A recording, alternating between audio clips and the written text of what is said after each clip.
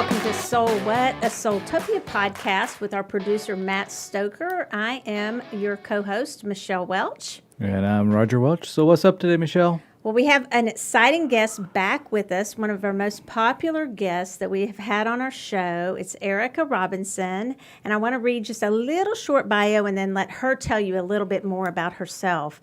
Erika is a Lenormand reader fascinated by the system's clarity, practicality, and grounded style of delivering messages. This Harvard graduate has dedicated more than a decade to investigating and experiencing the veil between worlds, enriching her spiritual experience along the journey. And you can learn more about Erika at www.erikarobinson-lenormand.com. Hello, how are you doing, Erika? Hi, Michelle and Roger. Good to be with you again. It's good to see you. So what did I leave out of that bio that is pressing that everyone needs to know? Well, they might want to get a copy of Cartomancer magazine.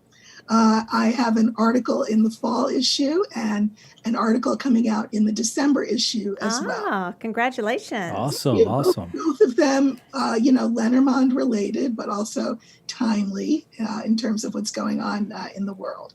Awesome. So, yes, they have been doing a great job with that magazine, haven't they? It's beautiful. The covers are beautiful and everything. And I don't know if we'll be in the same one, but my article's coming out too in there. They interviewed me, so we may be in the same. Could be. Article. So December is their next issue. So I think that must be the one. That's it. Yeah. Yep. So, well, we're so glad to have you back.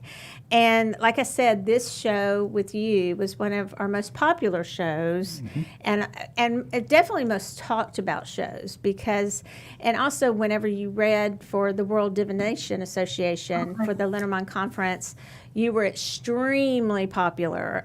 Probably, from what I could tell, probably one of the most popular speakers at that because I feel you really are not afraid to tackle current events and tackle questions that are going on in our lives, and you're willing to look at the cards and see what they have to say, and I think people are drawn to that. Well, yeah, I think that I've noticed there are a lot of people in this mystical, magical, as my mother would have called it, world that we're in, who do seem to be afraid of it, and I'm not sure why. Bypassing, of course, is a thing, spiritual bypassing, love and light. But, we are all living in this world. And the thing about Lenormand that I like is that Lenormand understands that. And Lenormand is a really good oracle to address practical, earth-based, three-dimensional issues that we've got going on. I suspect that one of the reasons that the program that I was on was so popular was because of when it was. I was trying to think about when. Was that May? Was it back in May? I know it was I think it was around the George Floyd It killing. was, I just got chills. I mean, literally, both arms. It was exactly around that time. Okay, and I know that you were very kind, and we had planned that I would come on earlier, and then you said, well, do you still want to come on because this just happened and I want to be sensitive? And I think the reason that it was popular is that, to date, well, not even to date, things are a lot better, I think, than they were when I was last on. But prior to his killing, I think there was such a dearth, a lack of conversation between the races and among the races about the issue of race. People don't know how to broach it. You don't want to offend anyone. You don't know how your words are going to be received. But so that means words don't get said. The problem is when words don't get said, people make them up in their head as to what they think you would say or what they think that you think. Good point. And that's not productive. So I've been a teacher. Well, I was a teacher for 30 years and am very used to sort of facilitating hard conversations. And I think it's something that I'm So I'm here to do. And now that I find myself in this community, in this world of the mystical and magical, I think that continues to be my role, is to sort of open doors to discussion that, so that people realize we can disagree without being disagreeable, to quote Dr. King. Yes. But that to not address what's the elephant in the room doesn't make the elephant any less of an elephant. Correct.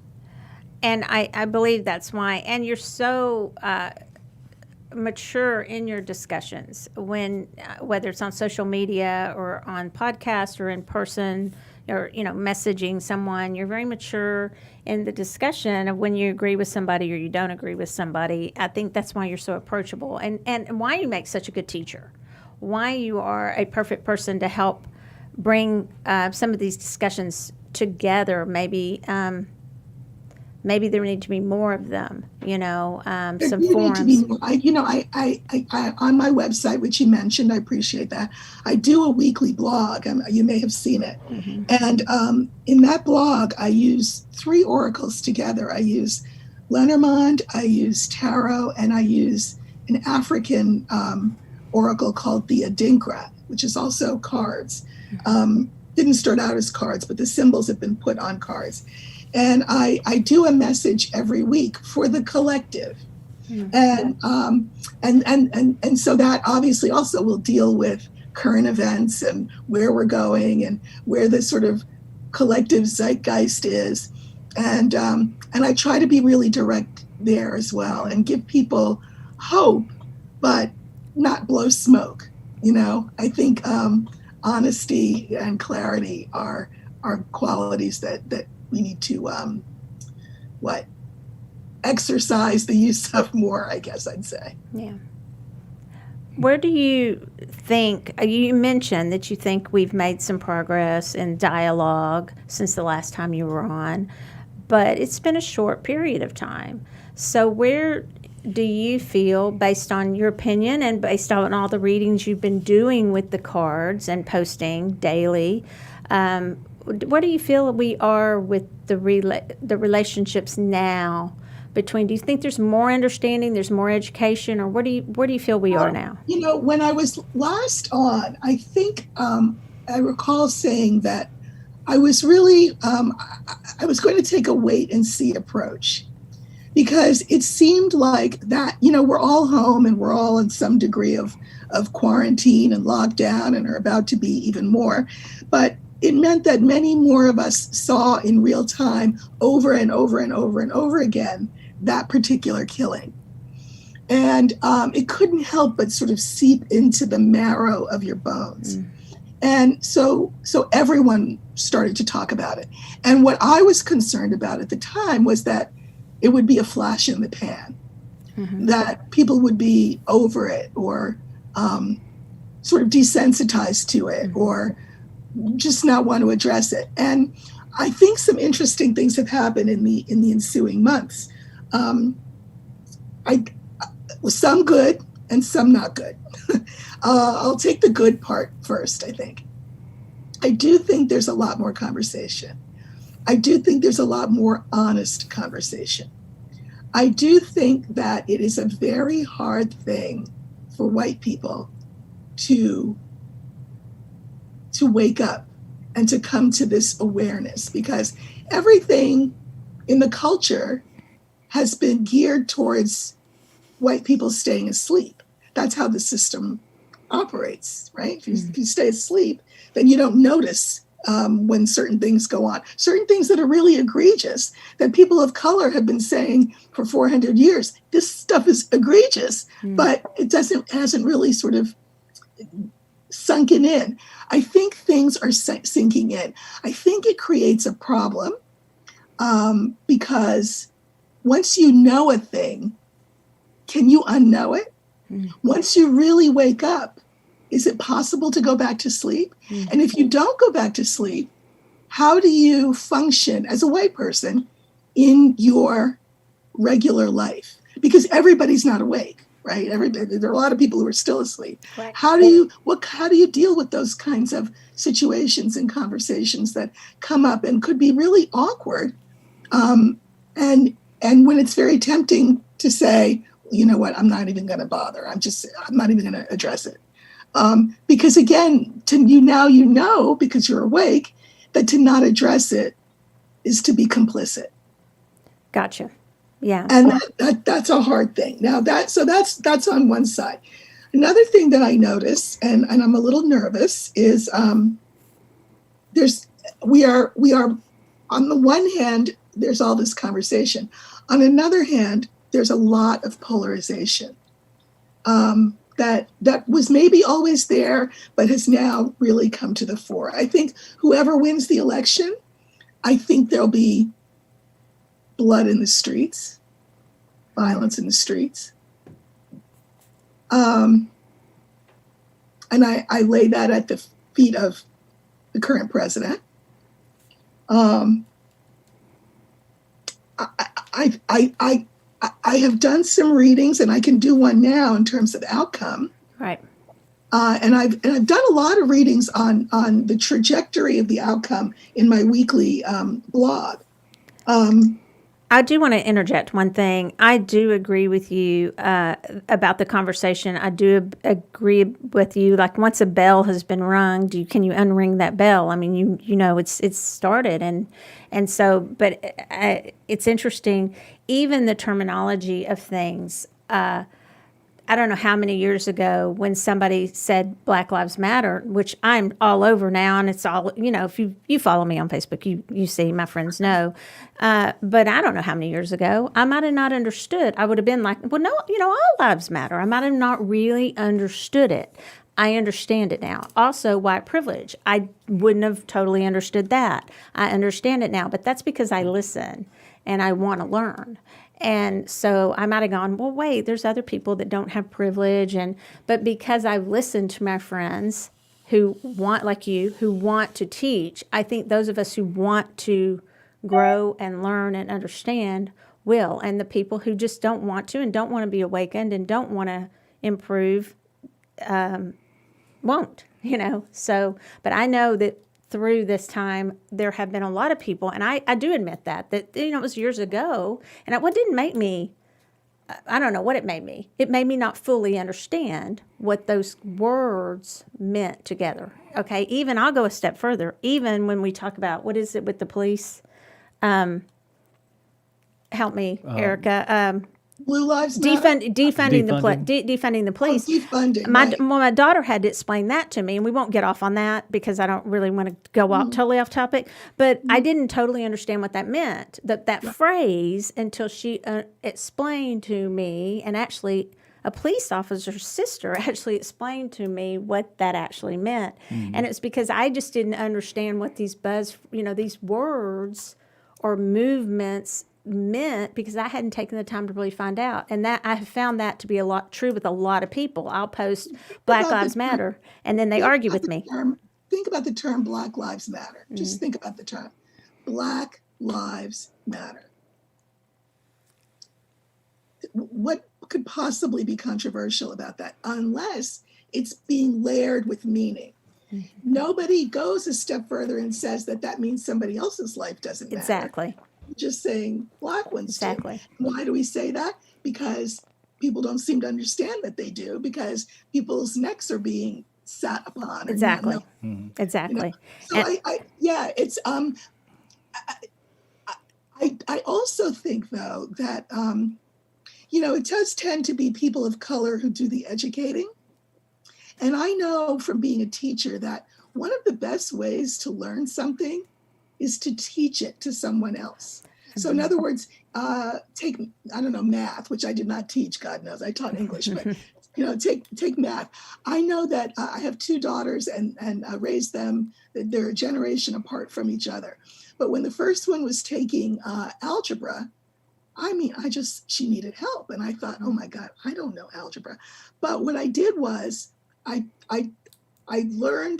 taught her. I remembered what I remembered, and I taught her. And then as I'm teaching her, I'm saying, oh, I get it now. So I say that to say, the onus needs to not be on people of color all the time. I agree with you. To Yes. do that educating. It's a lazy stance. And I think that I do. because what tends to happen is that someone will listen to what we say and then feel like they've actually made more progress than they really have. I can see that. Yeah. Right? It's when you start to explain it to somebody else who maybe really doesn't want to hear it. Right. Somebody in your family or somebody down the street or somebody. Yeah. When you can explain it in a compelling way to them, that's when you've really internalized what it is that you've been taught, I do agree. And I've seen that. I think you've written that and other people have written that, it's not on us to educate you, to white people need to educate. And I agree with that. I think at first there was a little bit of, I don't want to do something and that's why you talk. That's why you dialogue. I don't want to presume that I can explain something that's not mine to explain. But then as you and others said, and my friend Valerie said to me, no, you need to step up. Why is it always our job to tell you about it? Why aren't you learning about it, Michelle?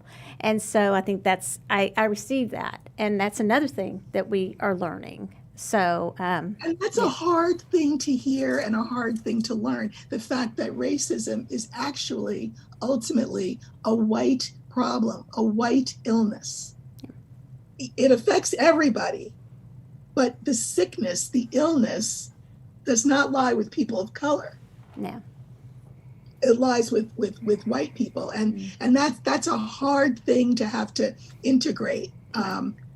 Because then you have to really question everything, right? Everything that you've ever been taught, everything that the world has shown you, everything that you've learned about who you are relative to everybody else. It's got to be a hard thing. Yeah, it is. Yeah, and it's a hard thing, like you said, to explain it to someone else once you've kind of arrived to a situation. Now, my daughter has no problem explaining it all to me. Let me tell you. Well, that's because you're her daughter, you're her mom. But you know what? No, she does it to everybody. She'll explain it to everybody. She does it to everybody. Trust me. Well, here's the danger. Here's the thing, and I do get this, and I think because maybe I'm mixed race, I see a lot of both sides of things. The danger for white people when they say, okay, I get it. I've learned some things. I'm wiser now. I once was lost and now I'm down. I'm down, was blind, but now I see. So I'm going to go down the street and explain to my neighbor why that joke was racist or why, whatever. The danger that you risk then is, as a white person, is being ostracized, being thrown out of the club. Because there's an understanding, it's a tacit understanding that you follow the rules and you don't make noise and you laugh along with the jokes and we're all in the club.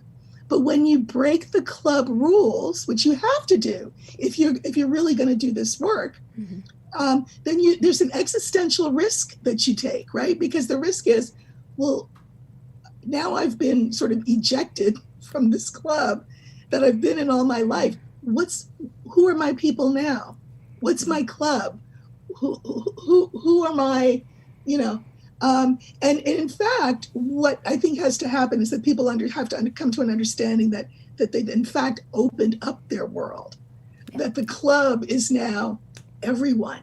All of us who see in this sort of fifth dimension way instead of this smaller 2 or 3 dimensional way, that you broaden your horizons instead of closing them. But initially it will feel like you've just slammed some doors in your own face. Yeah. And that's how you'll be made to feel sometimes. Oh, for sure. For sure. Do you have anything? Okay. Well, I grew up in the South, and and I'll tell anybody, my best friends are black, and I never saw color, so I just, But then, actually, I did see it later down the road, just not earlier as a kid. Yeah. So everyone you hang out with and they had your. Yeah, we're best they have friends, my back on everything. Yeah, but Roger, I had them on mine. Roger, let me clue you in on a little something. You're about to get schooled, I think. Well, like I said, it was I never saw that because it was later in life. It's okay. No, the term, I didn't see color. Well, Let me break that down for you for a minute.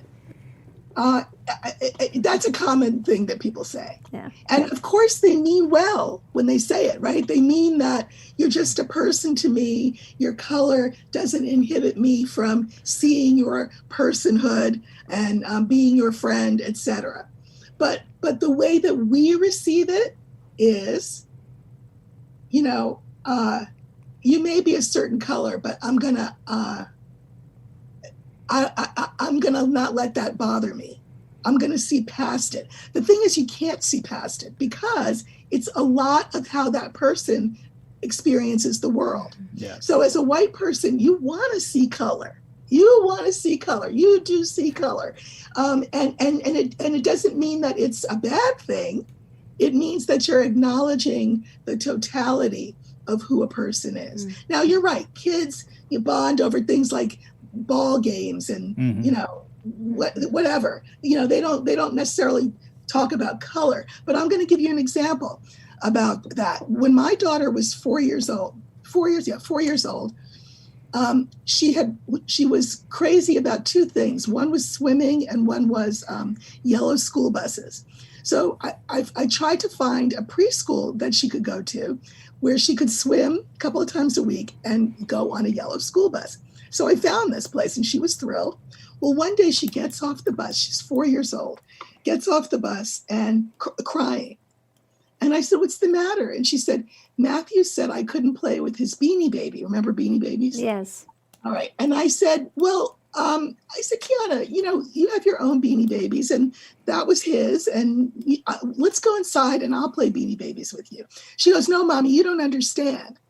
He said only," and in the gap between her saying only and the rest of her sentence, I thought she was going to say only boys could play with his Beanie Baby. That's not what he said. He said only white people could play with his Beanie Baby, not brown people. Well, I was, Yeah. So I come in the house, give her some ice cream, put a cartoon on, and got on the phone. And I called the school, and I said, "Can I have this parent's number?" And I told them why. They wouldn't give me the number, but they called the parent. And to her credit, the parent called me. And she said, "I don't know where my son got that from. We don't talk like that here." I said, "Where's your son right now?" She goes, "Oh, he's outside playing catch with some of his friends." I said, "Oh, that's nice." I said, "You know where my daughter is?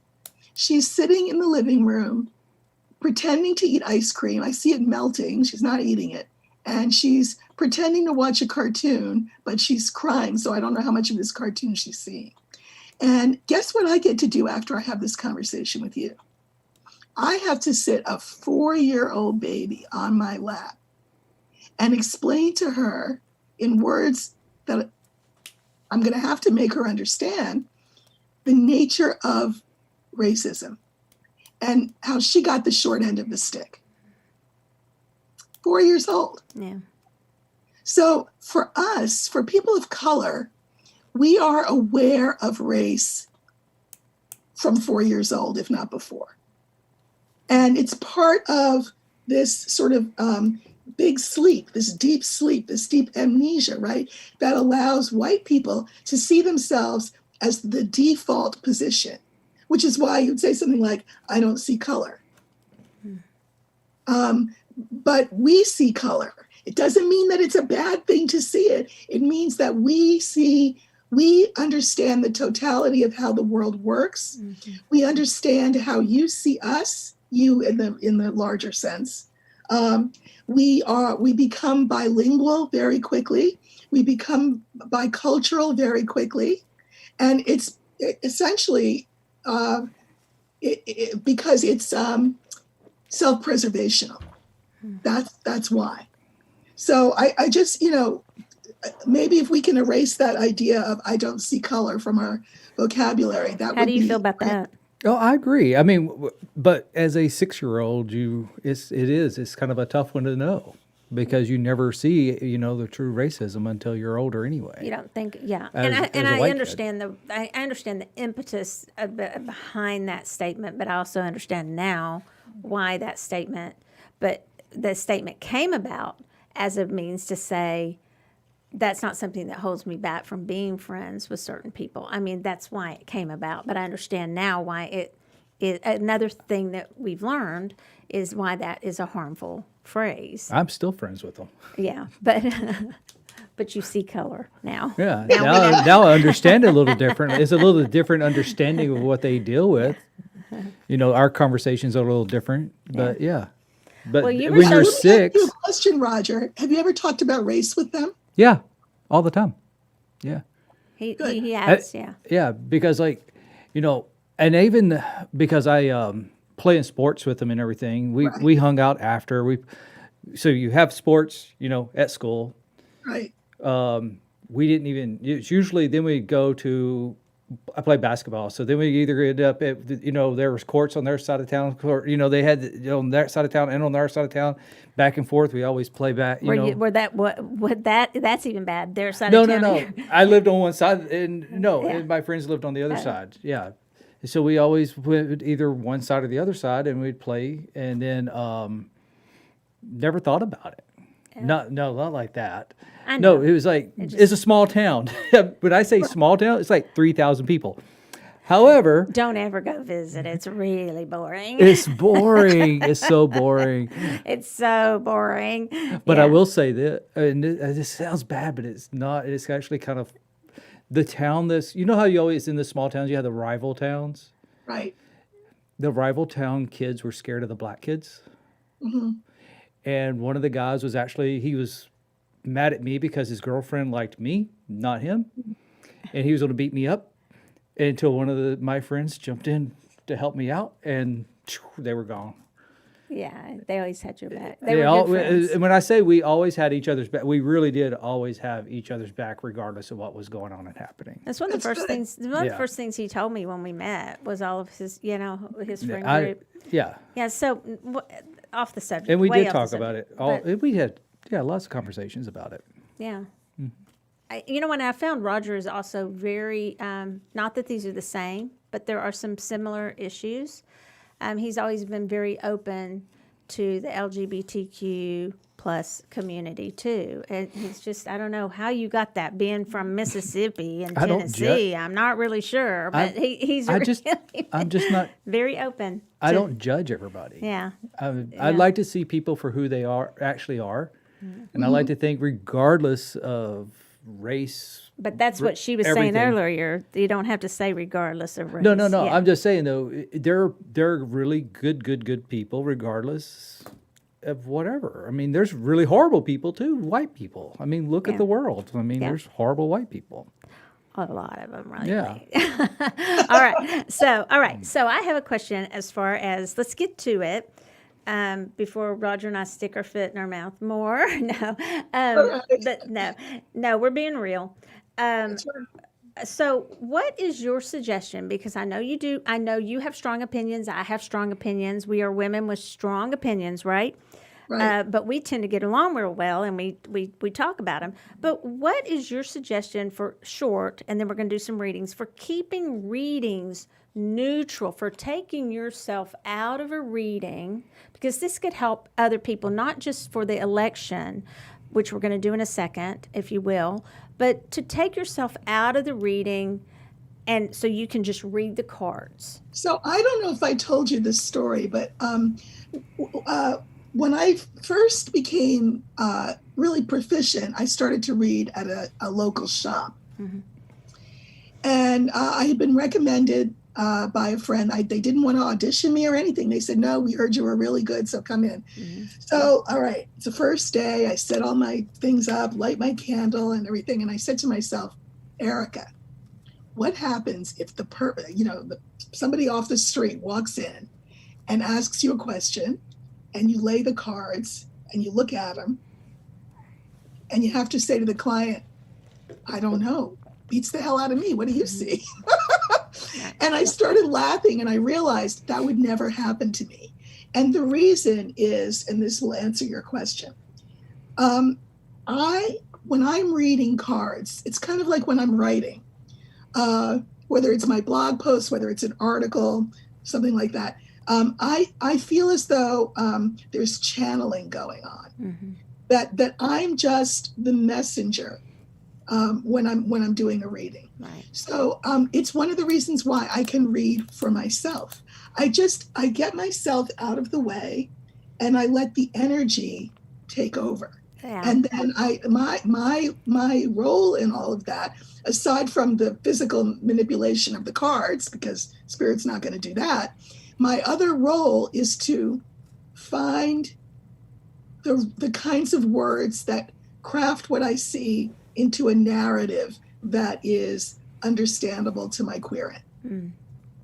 So I just think it's important for us to realize we are not the be all end all, that we're opening a vault. You know, if the past, the present, and the future all happen simultaneously, you and I, we live in the present, we're aware of the past, but in our conscious lives, we're not really aware of the future, right? Right. We go crazy. Mm-hmm. But it all happens simultaneously. So when you read cards, you're opening a vault to access that part of time, we'll Right. say. And there's something really magical about that. I agree. So, and therefore there's no place for ego. Right. Yeah, that's what So, would you be willing to? You said you've done a lot of card pulling. You and I have done some. When I was at a restaurant, and I was like, "Pull some cards," and we were pulling cards. Oh, yeah. But Yeah. right when I think President Trump announced he had COVID, we were pulling cards on that. But would Right. you be willing to do a reading for us on the election? Would you? Are you open to doing that, or you can spin it into whatever you want to spin it, however you want to ask the question? Yeah. So the way that I read is most of the time is that I pick a significator, a card that will represent the issue that I'm looking at. And so I think that for this, I think the Tower would be a good card to use, because the Tower represents, in Lenormand, it can represent government. Mm-hmm. Now, another way of doing it, of course, would be to do pull 3 cards for each candidate and see which one looks better. We can maybe start with that, and that will give us our short answer. Okay. So let's try that. So they're already shuffled. I'm using Carrie Paris's Lenormand Revolution because these are revolutionary times.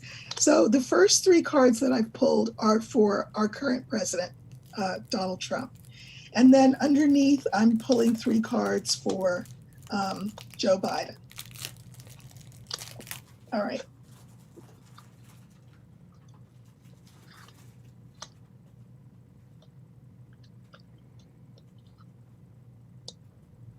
Okay.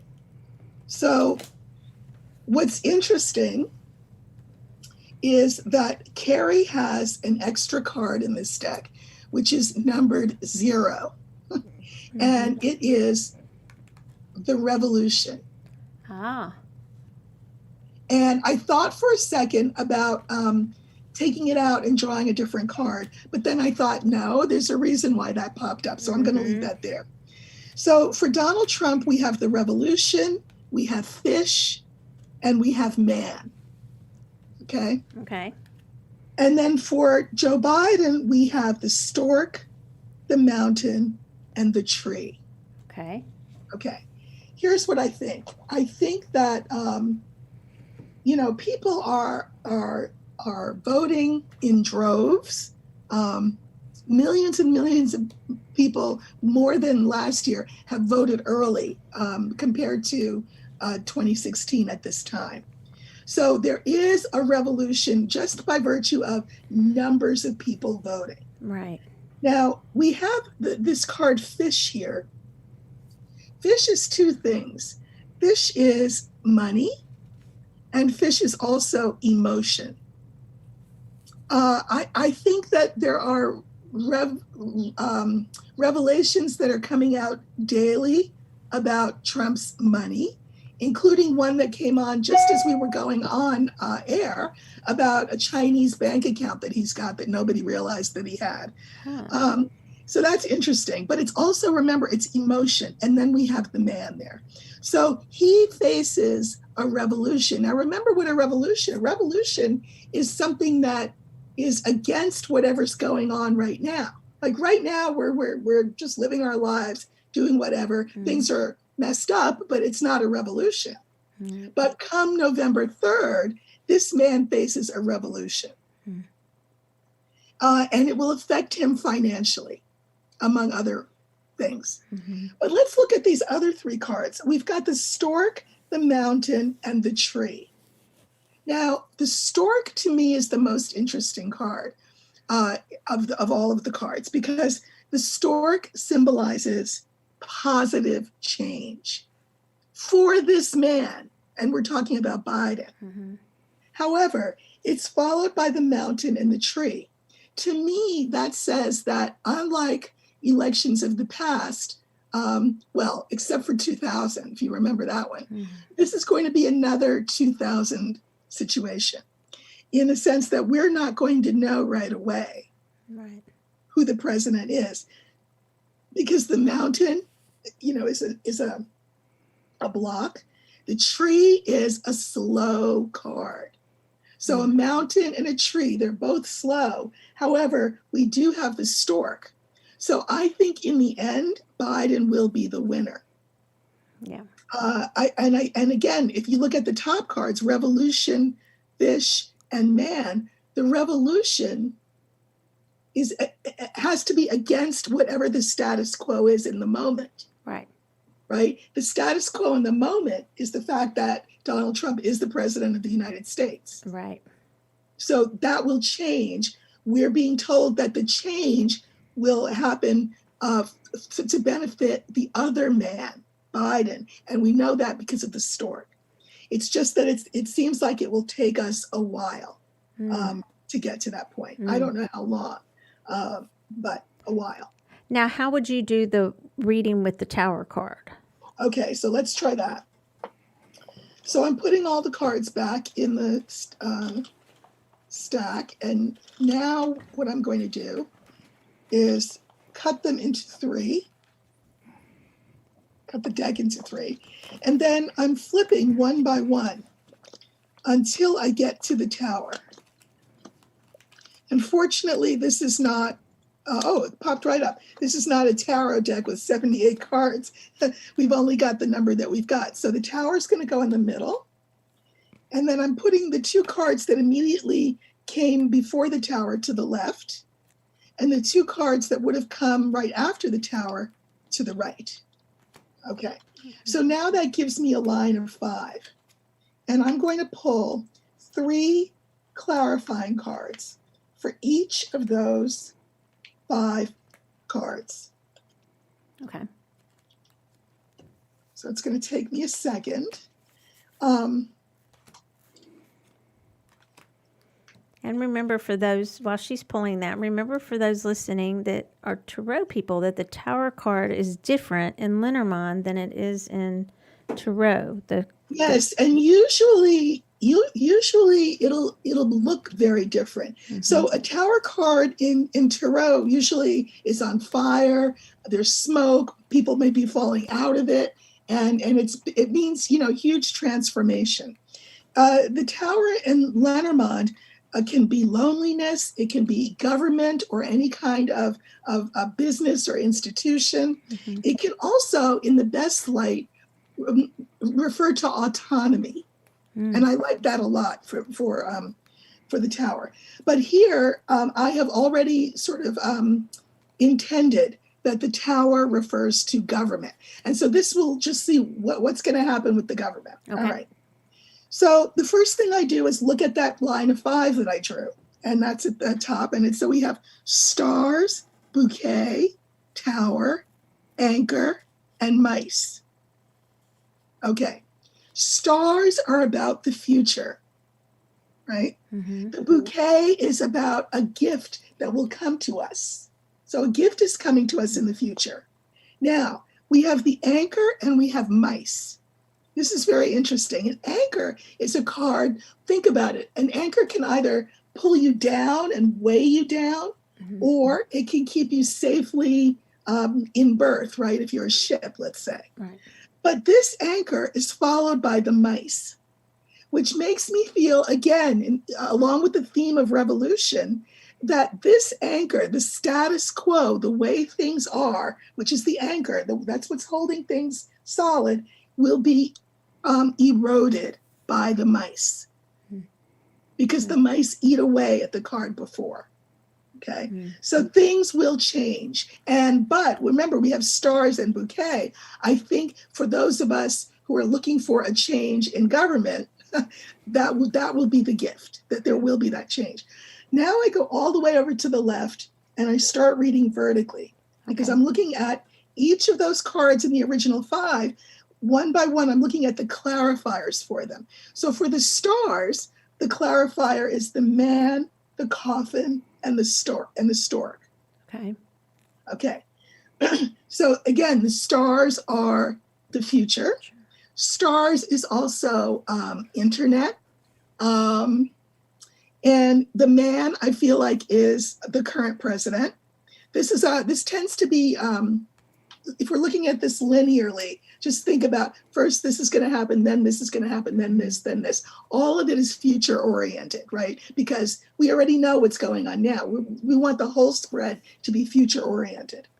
So we have this man. I do think it's Trump. We have a coffin followed by the stork. Both coffin and stork are cards of transformation, in fact. But if you think about a coffin, something has to end before a transformation can take place. And we're being told that this end is, again, positive. The stork is about positive change. Now, I mean, I just frankly think it would benefit everyone if we have a change, including Trump. I mean, he can't like being president. He likes the power of it. But this is not a fun thing for him. But changes are afoot. Something will end, because that's a coffin. Doesn't mean he's going to die, but changes are afoot that will benefit what? The country, because the tower stands for the country. Okay. The next line is the bouquet, the letter. The next card is Le Voyant. It's an extra card that Carrie's put in there, and it stands for a seer, which is, of course, what I'm doing, right? I'm seeing into the future. And then the rider. Okay. Bouquet is a good card. Bouquet is a gift. We already seem to know in advance that something different and better is coming in because it's a bouquet. The letter stands for ballots, actual physical ballots. Lots of places don't have machines anymore, because COVID. So like I'm in New Jersey, everything's a paper ballot. So that letter is the ballot. The voyant, the seer, is seeing ahead. And then we've got the rider. The rider is about news coming in. So there will be good news. I know it's good because of the bouquet, that the ballots are already foretelling. Remember, I said that before, is that millions and millions of people have already cast their ballots, and we haven't even had the debate that's coming up on Thursday. Right. So you don't really have to be a seer to know that people are coming out in droves to vote. Now, it tends to be the case that Trump voters tend to vote on the day of. Republicans in general tend to vote on the day of. So all of these people coming out are the other side. The bouquet is a good sign for that side. Okay, now we're in the middle. We have La Tour, which is the tower. We have the fox, the woman, and the moon. The fox. This is not news to anyone, but there is shadiness afoot. There are all kinds of strange things happening, like ballot boxes being set on fire or moved, or fake ballot boxes being placed in certain locations, and people are being told, oh, here, put your ballot here, when really it's not legitimate. So there is some shadiness afoot, and a fox indicates that kind of shadiness. We've got the woman and we've got the moon. I feel like the woman, to me, is Lady Liberty, another iteration of the country. And then we've got the moon there, and the moon is about reputation. So our, people are watching us. We go all over the world, right? Don't we? And we monitor countries' elections when they're doing democracy, like for the first time. Well, everybody's going to be watching our election, and whether we will continue to be, to have credibility, to be the people that go and check out whether other people are doing it legitimately. Because if we can't do it legitimately ourselves, we have no credibility. So everything is on the line, including our international reputation. Okay, so now we're moving forward. We've got the anchor, the heart, the snake, and the man. Now, this deck has 2 men, 2 women. So,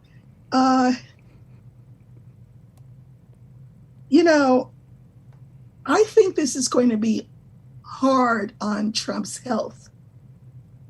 I really do. I know he beat COVID largely because he had drugs nobody else has access to, just saying. But I think, we've got this heart and a snake, and then we've got the man again. This time, this man is that's Napoleon right there. I just see problems ahead for him and how he will handle the waiting, because I think there will be a waiting game, how he will handle the waiting. I think that physically it will be very, very stressful for his heart. Not that that's either here or there, but it does show up, and that's what I think is going on. Now we've got mice, cross, fish, and house. Mice, cross, fish, and house. Okay. There will be a nibbling away, an eating away at this pain that we've been feeling. Cross is pain. Fish is emotion. This is an emotionally heavy laden election for everyone, really, because what's at stake is the house. And what are we talking about? The White House. And the White House not just being a building, but being symbolic of who we are as a country. Right. Now, I always look at the very first card, which here is the stars, and I mirror it with the house. So I'm mirroring stars with house. Mm-hmm. And I think that I do think there is a good outcome for Biden here, because the future is good for the House. The House will stand no matter what. Now, over to the side, I always put an extra 3 cards, and they're kind of like a postscript. Like it's me saying to Spirit, is there anything else we need to know? Mm-hmm. And here we have the sun, the tree, and the scythe. The sun is the best card in the deck. Sometimes the sun's not wonderful. Think about what the sun does, right? The sun can burn us. The sun can shine light on things that maybe we'd just as soon have, remain hidden. But here I feel that it's essential meaning, which is good. The sun is a great card. We have the tree, which means we will have to wait for that sun to shine, but that ultimately a decision will be made. The scythe is about a decision. I think the decision will still be what I saw when I did the 6 cards, the 3 each. I do think it's going to go in Biden's favor. I think we'll have to wait to hear that. Maybe I can't imagine it being more than a week. And I do think that this will create, our bodies and our minds are so closely connected.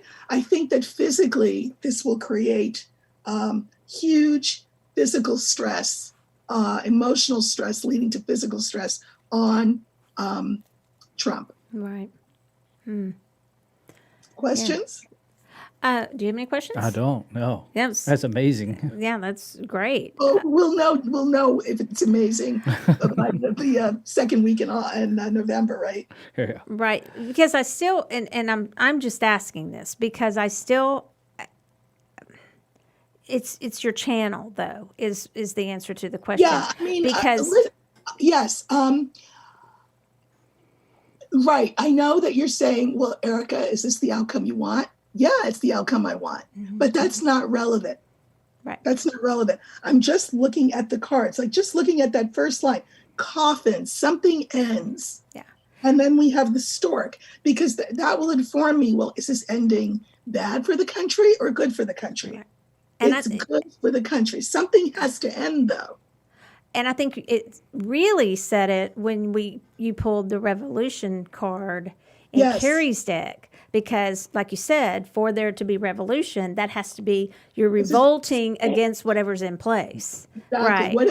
Whatever it is in Right. place. Right. If I had seen that card and Biden were the president and I saw that revolution card, it would mean that Biden would probably lose because he would be the one in charge. And we're talking about a change of order. Right. So I think that card coming up was huge, don't you? Yeah. Exactly.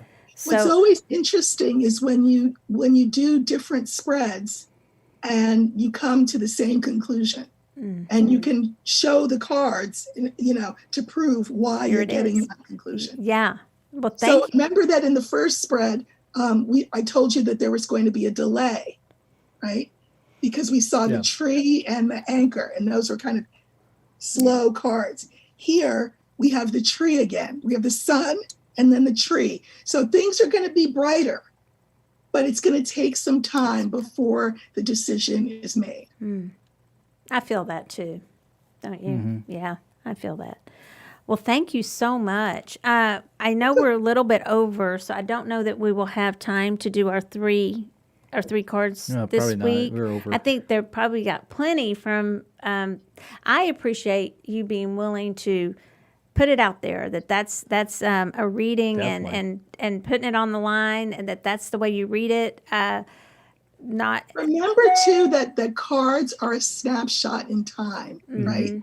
So if things go according to the same trajectory that they're on, that's what I see as being the outcome. I hear you. It's interesting because I think even when the COVID, debate and then the COVID happened, I was wondering, is there a shift? Is there a shift? You and I talked about that. And then I think that shift sort of settled down, whether there was a shift or not. And then, so it was interesting because it could have shifted those cards, that if somebody had read before that, I believe. And that's where that free will comes in. Exactly. Yeah.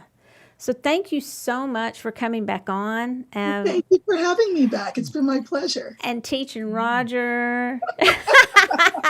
Roger's never going to want me to come back now. No, he's tough.